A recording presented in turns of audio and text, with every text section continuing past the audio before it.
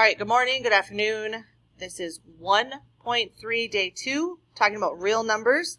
We talked yesterday about the rules for comparing and ordering real numbers, so we're going to just take it a step further. All right, so, this should be the start of your notes yesterday or the end of your notes yesterday comparing. You want to write all your numbers as whole numbers or decimals, and then you're going to, when you write the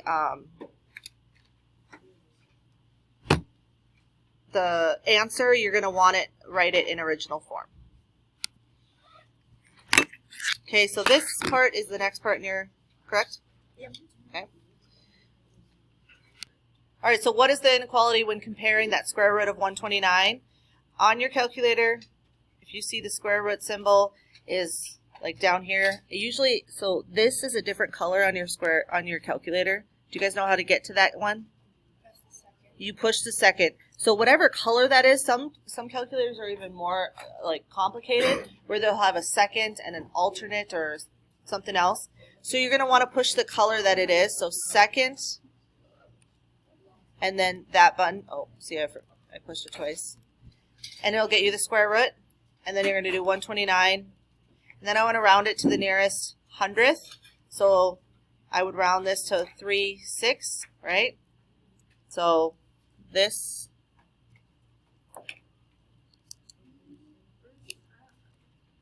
it's at the top. Yep. Okay, and then that should be a 6, not a 5. So 11.36, and then comparing it 11.52. Think of money. What is bigger? 52 cents is bigger than 36 cents, right? All right, so simplifying the radicals and convert the fractions to a mixed number, just kind of quickly, square root of 9 would be 3, or if they ask, or a negative 3. Okay, negative 7 over 2, I can simplify that down to a negative. 2 goes into 7 how many times? 3 with a remainder of? And then the square root of 5 is approximately 2 because it's closer to the square root of, it's the square root of 4, and which would be 2, right? Okay, so now I want to, when they are asking me to graph it and compare and order these numbers, I want them all to be the same form. So I want them all to be decimals. So 3.5 is already a decimal. Negative 2.1 is a decimal. Square root of 9, I'm going to do, it's going to be the positive because it's just one number. So this number right here, I don't need. Okay, negative 7 over 2. I want to change that to a decimal. This is still a fraction. So how do I change that to a decimal? Negative 3.5. Because 1/2 as the decimal. Square root of 5 would be approximately 2, but it's going to be 2, and I'm going to just put a number here. Until we need the, that's a number sign, not a hashtag sign, by the way. Until we need to compare the numbers by decimal points, we just should know that it's a little bigger than 2. Okay, negative 2.1 is not going to, I don't need to know the next decimal for that. Does that make sense? Okay, I just need to know that it's smaller than 3.5. So then when comparing, I want to put some numbers on here. So where would this, what would go in this one here? It's just a little bit, well, it's negative 2, so it's going to be negative 2.1, right? And then the next one would be that negative 3.5, right?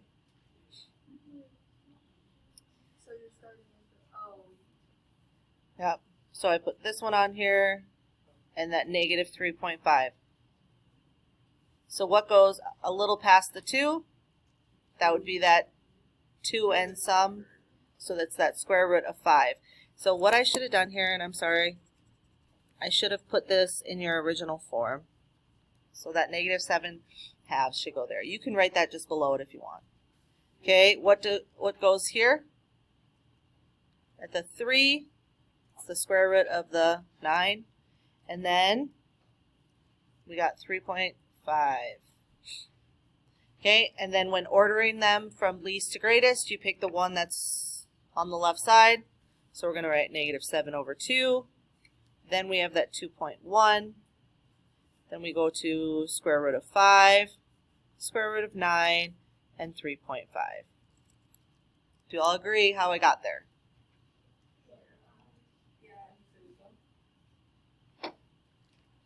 Keenan, question? No? Okay. Okay, the next part is the set of real numbers, and that's going to be up here. Okay, first of all, we need to know what a set is. A set is a well-defined collection of objects. An element is each object in a set, and it's usually listed with braces or brackets, like I have drawn up there. A subset is just a list of elements from that set. It can be all of them, it could be a part of them. It doesn't have to be every single one of them. Oh, I'll go back.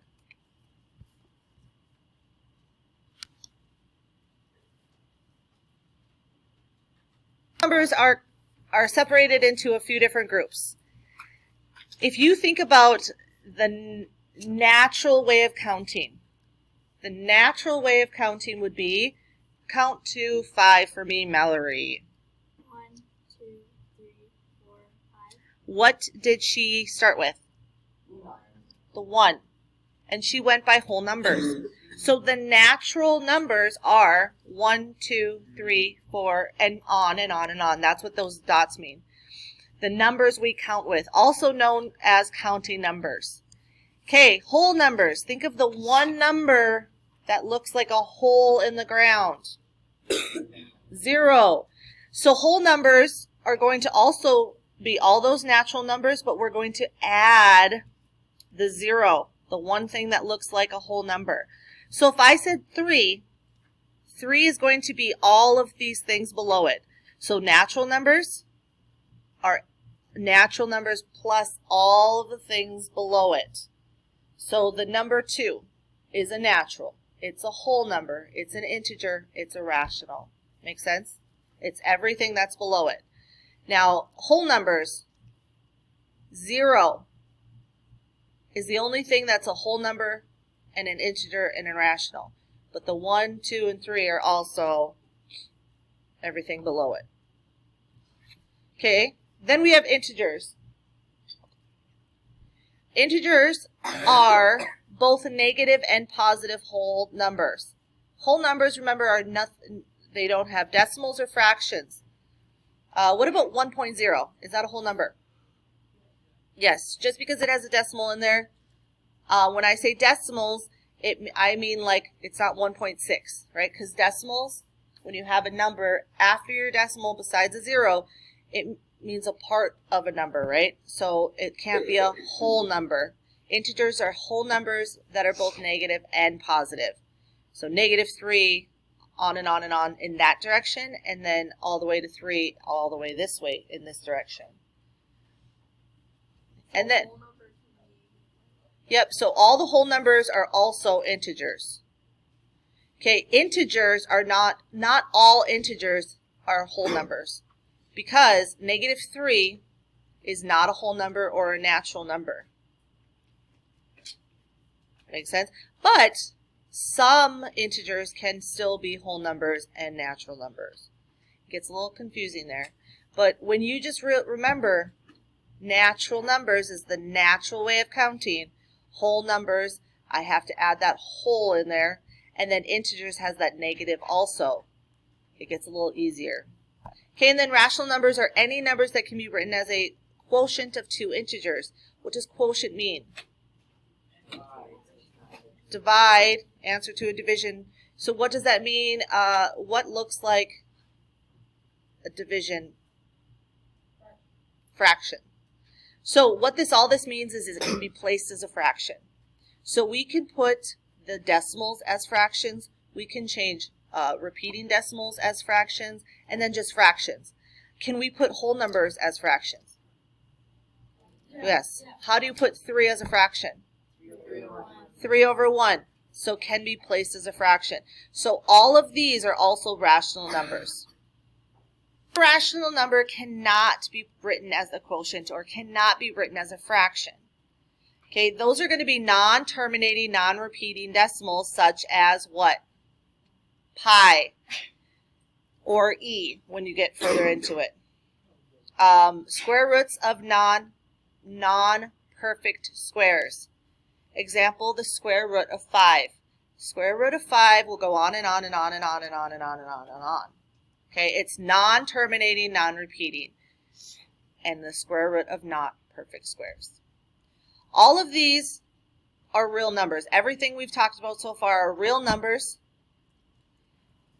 There is one type of number that is imaginary, which is the square root I, square root of a negative number. Remember yesterday we talked about how there is never a number that when I multiply it by itself, will get me a negative number, right? Because a positive times a positive is a positive. A negative times a negative is a positive. Okay, so you can never find the square root of a negative number. So that would be imaginary. 3/5, real or imaginary? Real. Rational or irrational? Rational. Is it an integer? No. 3/5 cannot be reduced down, so we stop there. It's real and rational. We already did square root of 5. 6.73, a repeating decimal. It's a real number, and it's rational, but it cannot go further. Square root of 9. Okay, now, if this was square roots, this would both be both positive and negative 3, correct? See that? So then we start again. It's real. It's rational. And it's an integer. That would be the negative 3 one. And I would have to stop there. The 3, the positive 3, would be real, rational,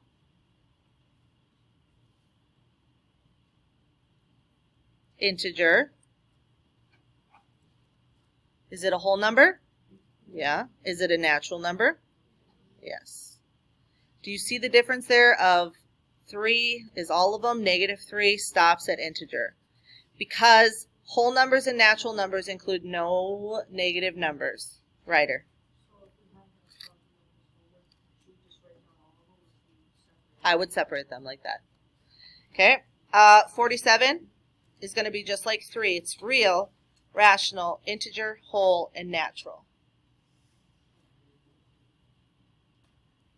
Square root of 9 over 100. Remember, when it's a fraction like this, I'm going to do square root of 9 over square root of 100, which is 3 over 10, which would be real, rational. Can I go further? No.